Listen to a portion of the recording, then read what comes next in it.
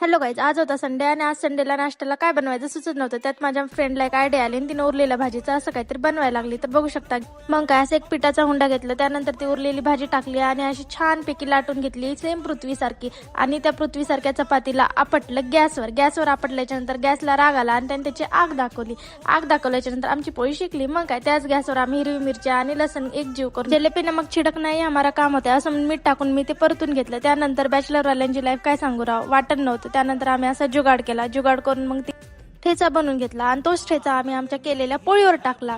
आता ही साधी पोळी नव्हती, ही स्पेशल पोळी झाली होती. मग मी माझं पारसं तोंड घेऊन लागले खायला.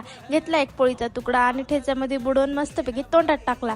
अगोदर वाटलं टेस्ट लय बेकार होती, पण माझ्या मैत्रिणीचं एक्सप्रेशन बघून मग तिला कशाला जास्त शॉक द्यावा, मग मी तिला सांगितलं की एक नंबर झालं होतं. असा आमचा संडेचा जुगाड तयार झाला.